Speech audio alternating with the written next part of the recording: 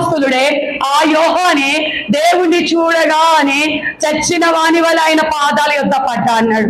రేపొద్దున ఆయనను కలుసుకునే నీవు, ఆయన ముఖకాంతిని చూడాలనుకుంటున్న నీవు, ఆయన ప్రత్యక్షత పొందుకోవాలనుకుంటున్న నీవు, ఆయనతో పాటు సమానమైన అభిషేకం నీకు కావాలి. హల్లెలూయా. మన అభిషేకము కాదు, అమ్మో నేను ఇంత అభిషేకం పొందుకున్నా, దేవుడు నాకు ఇన్ని కృపావరాలు ఇచ్చాడు, ఇది కాదు. దేవునికి సమానమైన అభిషేకం. దేవుడు ఎట్టి రీతిలో మహిమతో నింపబడి ఉన్నాడో ఆ మహిమలోకి మనము మార్చబడాలి, ఆయన రూపంలోకి మార్చబడాలి, ఆయన మనసు మనలోకి వచ్చేయాలి. మన మనసును తీసి పక్కన పెట్టి మనము ఒక మాట అంటే తట్టుకోలేము, మనము ప్రేమించలేము, మనం క్షమించలేము, మనం ఓర్చుకోలేము, మనలో కోపము, మనలో ఎన్నో ఇష్టం లేని గుణాలు. కానీ దేవుడిలోకి ఆ సమానమైన అభిషేకం వచ్చినప్పుడు ముఖం మీద ఉమ్మి వేస్తే ఆయన అలాగే ఓర్చుకున్నాడంట. వస్త్రాలు చీట్లు వేసిన మౌనంగా భరించాడంట. ఏడుస్తుంటే వీరేం చేస్తున్నారు వీరికి తెలియదు. ఏడ్చే వరకు చెప్పాడు, అమ్మా మీకోసం మీ పిల్లల కోసం ఏడవమన్నాడు. అంత ఓపిక మనకు ఉందా అండి? ఎవరి చంప మీద చాచిపెట్టి ఒకసారి కొడితే అర్థమైంది మనం ఎంత ఓపిక మంతులమో, మనలో ఎంత మార్పు వచ్చిందో. ఒకళ్ళు చంప మీద పెట్టి కొడితే అప్పుడు అర్థమవుతుంది మనకి ఎంత ఓపిక ఉందా అన్నది.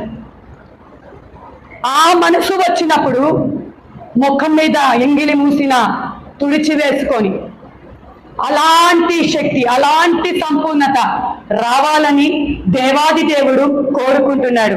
అయితే ఈ పరిశుద్ధత మనలో ఉందని రుజువు ఏంటి అంటే, పాపమును చూసంట నువ్వు ఆమెడ దూరం పారిపోతావంట. ఏదైనా చూడకూడనివి చూసినప్పుడు, చేయకూడనివి చేసినప్పుడు, మాట్లాడకూడనివి మాట్లాడినప్పుడు, పాపం చూస్తే నీకు భయము కలుగుతున్నప్పుడు నువ్వు పరిశుద్ధతలో ఉన్నావని దాని అర్థం. అయితే ఈ పరిశుద్ధత ఇంకా మాకు కావాలండి, ఈ పరిశుద్ధత సరిపోదని మీరే అంటున్నారుగా. మరి ఈ పరిశుద్ధత మాకు ఇంకా ఎలా సంపూర్ణతలోకి మేము మార్చబడతాము, మేము ఎలాగో పరిశుద్ధులుగా మార్చబడతాము, ఎలా?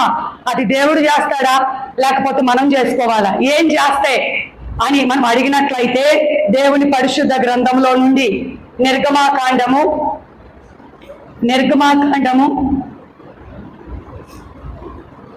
31వ అధ్యాయము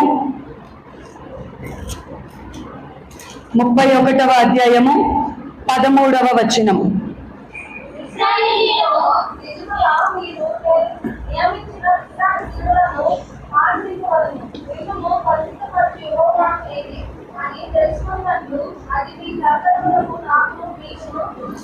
చాలమ్మా.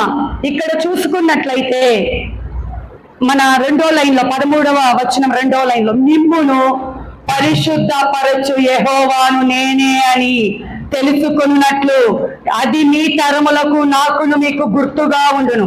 అంటే ఇప్పుడు ఇశ్రాయేలీలను పరిశుద్ధపరిచేది ఎవరంట? యెహోవా దేవుడు. ఏమనుంది? మిమ్మును పరిశుద్ధపరచు యెహోవాను నేనే. ఇప్పుడు మనల్ని పరిశుద్ధపరచడానికి ఎవరు కావాలంట? దేవుడు కావాలి, యెహోవా దేవుడు కావాలి. ఈ మాటను ఇలాగే పెట్టి మరి యెహోషువ గ్రంథము 3వ అధ్యాయము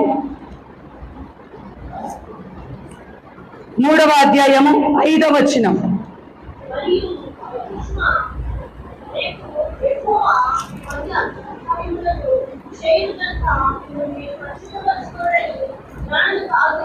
చాలమ్మా. ఇక్కడ ఏమంటున్నారు? యెహోషువ చెప్తున్నాడు, రేపు యెహోవా మీ మధ్య అద్భుత కార్యములు చేయును గనుక మిమ్మును మీరు పరిశుద్ధపరచుకొనుడని జనులకు ఆజ్ఞించాడు. ఇందాకేమన్నాడు? మిమ్మల్ని పరిశుద్ధపరిచే యెహోవాను నేనే అన్నాడు. ఇక్కడేమంటున్నాడు? మిమ్మల్ని మీరు పరిశుద్ధపరచుకోండి అంట. అంటే 2 స్టేట్మెంట్స్.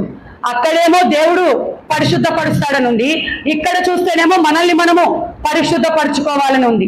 అంటే రెండింటిలో ఏది కరెక్ట్? ఒకటి అబద్ధం, ఒకటి నిజమా? పరిశుద్ధ గ్రంథంలో సున్నా అయినా పొల్లైనా తప్పిపోదండి. ఇక్కడ 2 నిజమే.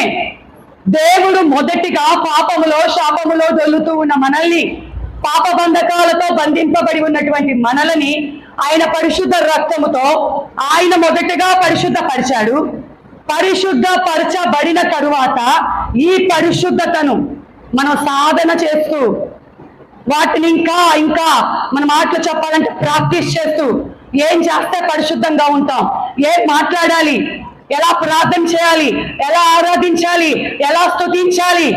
మొదటగా దేవుడు నిన్ను పరిశుద్ధపరుస్తాడు. ఆ తర్వాత పరిశుద్ధతను కాపాడుకునే బాధ్యత నీది. హల్లెలూయా.